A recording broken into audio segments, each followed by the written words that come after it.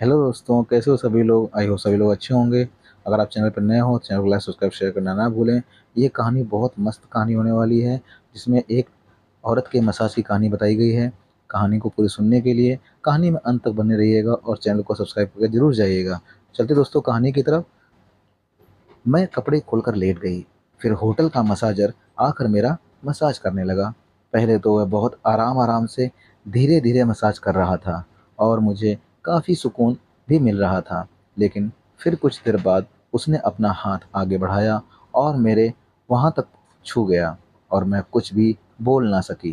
दोस्तों, मेरा नाम आरती है और यह कहानी मेरे जीवन की ही है। तो आइए शुरू करते हैं। आरती ने होटल के कमरे का दरवाज़ा खोला तो एसी की ठंडी हवा से उसके बाल उड़ने लगे। कमरा साफ था, सजावटी फूलों से भरा और बहुत महंगा दिखता था। लेकिन उसके चेहरे पर कोई उत्साह नहीं था। वो अपनी शादी की 10वीं सालगिरह पर अकेली आई थी, क्योंकि उसका पति इस बार भी बिजनेस ट्रिप पर था।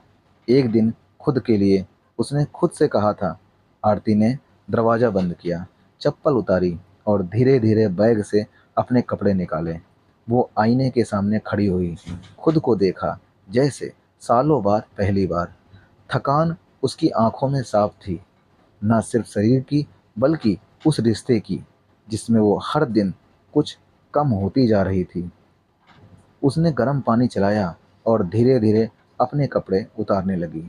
बाथरूम बहुत सुंदर था। संगमरमर की दीवारें, हल्की मध्यम रोशनी। आरती ने जैसे ही शावर ऑन किया, एक सुकून सा उतरा। पानी की हर बूंद जैसे बीते सालों का गुबार धो रही थी। मगर तभी एक अजीब सी सिहरन उसके पीठ पर दौड़ गई, जैसे कोई नजरें उसे देख रही हों। उसने जल्दी से पीछे मुड़कर देखा, लेकिन वहां कोई नहीं था। पागल हो गई हूँ शायद, उसने खुद से कहा। बस थक गई हूँ। आरती टॉवल में लिपटी बाहर आई और होटल के फ़ोन पर रिसेप्शन को कॉल किया। हेलो, मुझे एक रिलैक्सिंग बॉडी मसाज चाहिए, आज ही। श्योर मैम, हमारे पास एक प्रोफेशनल है। विजय, क्या शाम 7 बजे ठीक रहेगा? हाँ, उसने झिझकते हुए कहा। शाम के 7 बजे। दरवाजे पर एक दस्तक हुई। आरती ने दरवाज़ा खोला तो सामने खड़ा था एक लगभग 38 साल का शख्स। गहरी आंखें, सादे कपड़े और हल्की मुस्कान। हेलो मैम, आई एम विजय, मे आई कम इन? उसकी आवाज़ में ना कोई बनावट थी, ना कोई झिझक। आरती ने चुपचाप से हिलाया। Where would you like me to set up the table? उसने पूछा। आरती ने खिड़की के पास इशारा किया। विजय ने बड़ी सहजता से टेबल लगाई, तौलिए बिछाए, तेल रखे, फिर उसकी ओर मुड़ा। आप तैयार हैं? हाँ, मैं अभी आती हूँ, आरती ने कहा और वॉशरूम में चली गई। जब वो बाहर आई तो उसने एक लंबा बाथ रोब पहन रखा था, लेकिन उसके भीतर डर और झिझक दोनों थे। विजय ने बड़ी सहजता से उसे टेबल पर लेटने को कहा, पीठ के बल। आप रिलैक्स हो जाइए, कोई जल्दी नहीं है। जैसे ही उसका हाथ आरती के कंधों पर गया, एक पल को उसने आंखें बंद कर ली। विजय का स्पर्श ना तो ज़्यादा गहरा था, ना बहुत हल्का। वो जानता था कि स्पर्श कैसे शांत करता है।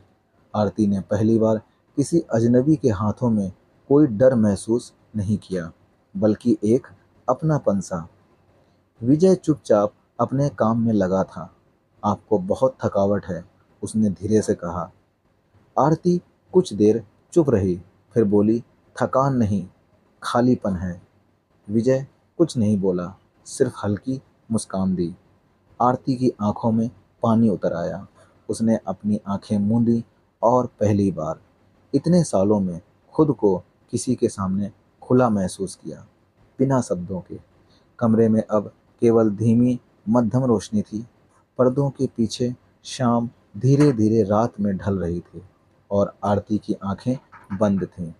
विजय के हाथ अब उसकी पीठ से कंधों तक, फिर गर्दन के पास आते हुए बहुत ही नरमी से अपनी यात्रा पूरी कर रहे थे। आरती की सांसें अब पहली जैसी नहीं थीं। वो थमी हुई थी, जैसे किसी भावनात्मक बंधन में बंध गई हों। वो फुसफुसाई, कभी कभी लगता है मैं बस जिंदा रह रही हूँ, जी नहीं रही। विजय का हाथ वहीं रुक गया। उसने कुछ पल चुप रहकर पूछा, आपकी जिंदगी में क्या आपको कोई सुनता है? आरती की आंखें खुली नहीं, लेकिन दिल जैसे एकाएक खुल गया। सुनता तो है, लेकिन समझता नहीं। उसके लहजे में टूटी हुई आवाज़ थी। शादी को 10 साल हो गए। आरती ने बोलना शुरू किया।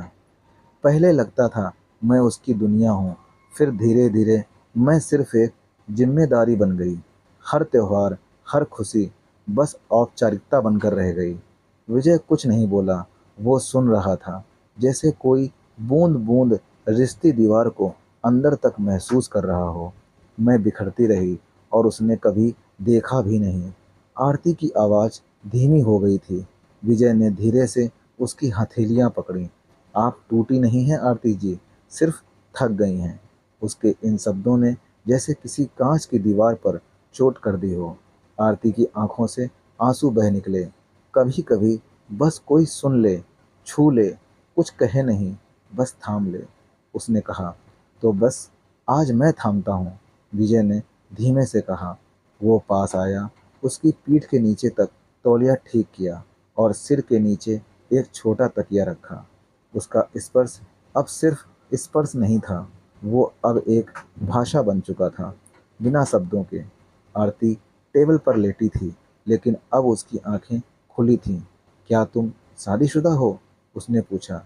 विजय मुस्कुराया। नहीं, एक रिश्ता था, बहुत गहरा, लेकिन वो खत्म हो गया। क्यों? आरती की आंखों में जिज्ञासा थी। क्योंकि प्यार अगर एक तरफा हो तो वो ताली की तरह नहीं बजता, सिर्फ गूंजता है। उसकी बात आरती के दिल को छू गई। कभी सोचा है? विजय ने पूछा। हम जैसे लोग जो सिर्फ दूसरों को ठीक करने के लिए बने हैं, खुद को कौन ठीक करता है? आरती ने पहली बार उसकी तरफ देखा, गहराई से। शायद कोई ऐसा जो खुद टूटा हो। उनके बीच अब ना कोई दूरी थी, ना कोई बनावटी संवाद, सिर्फ दिल की नज़दीकियाँ और टूटे टुकड़ों का एक साथ जुड़ना। क्या आगे बढ़ना चाहिए? विजय ने धीरे से पूछा। आरती जी, आप चाहें तो मैं कल फिर आ सकता हूँ, बस कुछ पल फिर से आपको खुद से मिलाने। आरती ने हौले से सिर हिलाया। उसकी आंखों में पहली बार थोड़ी उम्मीद की रोशनी थी। अगले दिन दोपहर ढल चुकी थी। आरती बालकनी में बैठी थी। चाय की प्याली हाथ में थी, लेकिन आज उसका मन पहली बार थोड़ा हल्का सा लग रहा था। सुनील आज भी ऑफिस से देर से आने वाला था। घर में वही पुरानी खामोशी थी, पर आज उस खामोशी में कोई चुभन नहीं थी। फ़ोन पर एक मैसेज था, अगर ठीक लग रहा हो तो शाम 5 बजे आ सकता हूँ। आरती ने बिना कुछ सोचे बस ठीक है टाइप कर दिया। विजय समय पर आ गया। आज उसके हाथ में कोई तेल या क्रीम नहीं थी, बस एक डायरी और एक हल्की सी मुस्कान। आज मसाज नहीं, आज केवल बात करेंगे, उसने कहा। आरती चौंकी। बात? किस बारे में?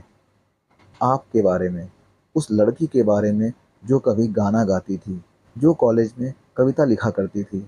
विजय ने उसकी आंखों में देखा। आपको याद है वो लड़की? आरती का गला रूंध गया। उसने चुपचाप से झुका लिया। वो बोली, तो बहुत पीछे रह गई, तो चलिए उसे वापस बुलाते हैं। विजय ने डायरी खोली। हर दिन बस एक पेज आप खुद के लिए लिखिए, जो भी मन में आए, दर्द, हंसी, नाराजगी, शिकायत, सब कुछ। आरती ने धीरे से डायरी को छुआ। इतने सालों बाद कोई मुझे मेरा ही नाम याद दिला रहा है, क्योंकि आपका नाम आरती है, और आरती कभी बुझती नहीं, बस धीमी हो जाती है। विजय ने कहा, मैं नहीं चाहती कि तुम फिर जाओ रोज रोज। आरती ने कहा, मुझे अब खुद से लड़ना है, और जितना भी। विजय मुस्कुराया। ठीक है, लेकिन अगर कभी हारने का डर लगे तो ये डायरी खोल लेना। वो चला गया। आरती बहुत देर तक दरवाजे को देखती रही। आज पहली बार वो दरवाज़ा बोझ नहीं लगा। उस रात आरती ने डायरी का पहला पन्ना खोला और लिखा, मैं आरती हूँ और मैं फिर से जीना चाहती हूँ। आरती और विजय फिर कभी नहीं मिले, पर आरती अब हर दिन अपने भीतर झांकती थी और हर बार एक नई ताकत पाती थी। कभी कभी ज़िंदगी में दोस्तों एक अजनबी आता है जो कुछ नहीं करता, बस आपको आपसे मिला देता है। दोस्तों, कहानी कैसी लगी कमेंट करके ज़रूर बताइएगा, और चैनल पर नए हो तो चैनल को लाइक सब्सक्राइब शेयर करना बिल्कुल मत भूलिएगा। और साथ साथ बेल आइकन को भी प्रेस कर लो। सो दैट जो भी मैं स्टोरी अपलोड करूँ सबसे सबसे पहले आपको दिखाई दे, आपको सुनाई दे, ताकि आप दूसरों को भी शेयर कर सको। मिलते हैं दूसरों से सच्ची अच्छी कहानी में, तब तक ले जय हिंद, जय भारत।